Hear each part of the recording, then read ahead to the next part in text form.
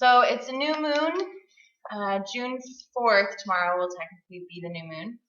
So, doing what we do, drawing cards, connecting it to our life, our experience, our lunar cycles, and our yoga practice, and our relationships. And our relationships. We're going to draw a card. I'll give it a little shuffle. Do you want to give it a little shuffle? Yeah, I'm going to both do it.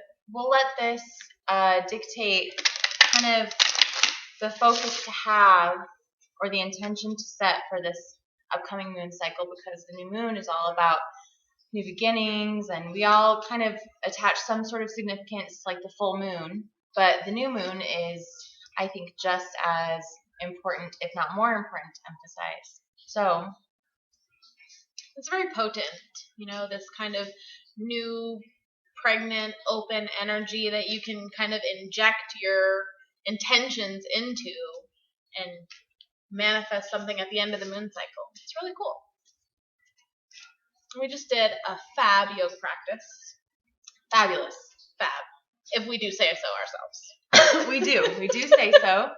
And it was tying in with the elements. Mm-hmm. Yeah, the different elements of nature. Elemental. I got elemental.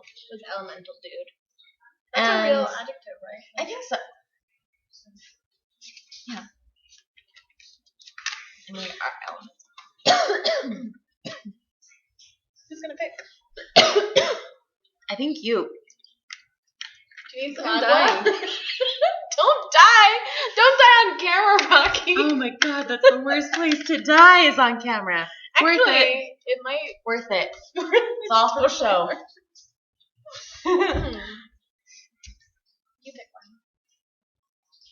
I'll pick one. I love this one. Oh, yeah. Ooh. Look what we got for your new moon message. The Lover and the 8 of Fire, baby. From Doreen Virtue's Angel Tarot deck. Look at the back. The back's really pretty too.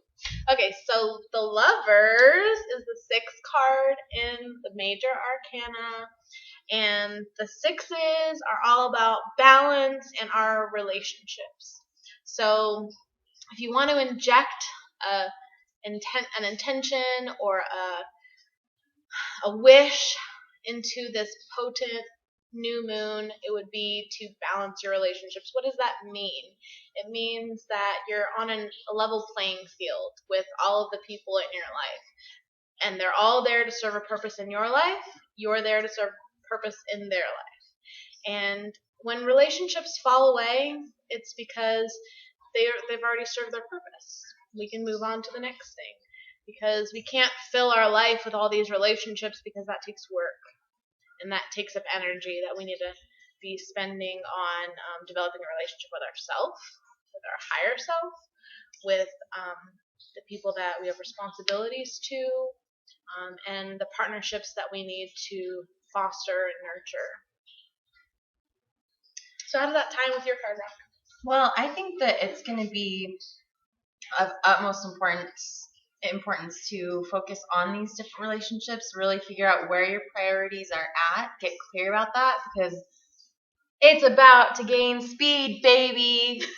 Look at all that fire. That is so much happening at once, and it's probably all really good things, probably all really amazing things, but it can be a whirlwind if we're not cognizant of the fact that our energy can also be just...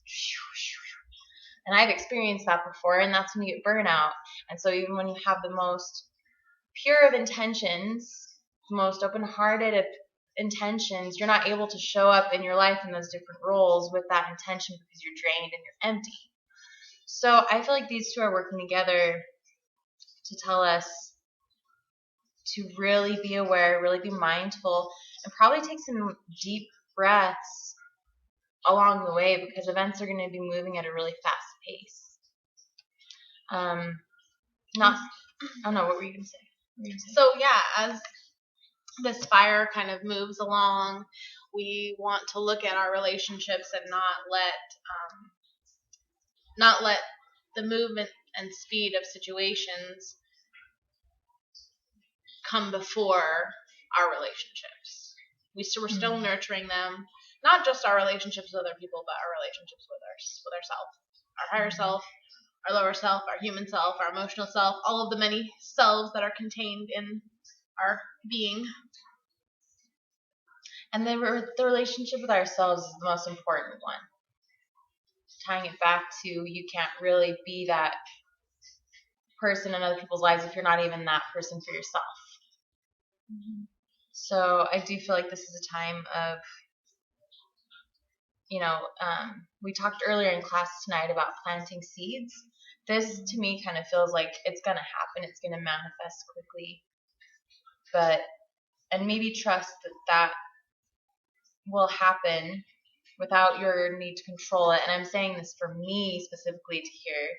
Release the need to control it. Maybe a little bit for me too. But as you're planting those seeds, be mindful of where they go. You do have control over that. Mm-hmm. You have control over where you plant your seeds. Absolutely. You don't have control over what grows. Maybe. True. But you know that it's always going to be for the highest good. Usually. Hopefully. I always subscribe to the belief that there is a little tiny bit of chaos, maybe even a little bit more than a little bit of chaos. So, but if we plant seeds with the intention of the highest good, yes, then that's what I mean. Then that's definitely, what I mean. For sure. We're just figuring stuff out too. Totally, that's the cool thing about this. Is we're just backstory. We're just starting off our business now, it feels like. I mean, we've been working on content online for the past few months, kind of here and there, and now things are actually, we're starting to manifest. We're starting to have a presence at festivals. We're starting to teach and share this amazing work that we do. And so this for us has been a time not only to connect with each other, because we live on different parts of the country. So these are really potent times that we can be together in person, and we're learning along the way. And just a little backstory to us as mystics starting out. So I'm excited. Point being, I'm excited to just kind of figure this out as we go, and maybe have little videos like this along the way where we're just kind of like, because most of the time, like, it works. And you if can you're open to it. Little personalities maybe shine through, because that's what makes us special and unique. And also too, like, we're super interested in all of the rest of you tarot yogis out there, because we know there's tons of you. We talked to a bunch of you this last weekend at the Downtown Salt Lake City Yoga Festival, and there's not really a huge community for us tarot and yoga lovers. So we really want to nurture that and foster it, and we want to hear your input, what you do in your personal practice, because it's such a healing practice to combine these two philosophies. So it's great. I can't wait to do more of it. So my friends, namaste. Namaste. Love you.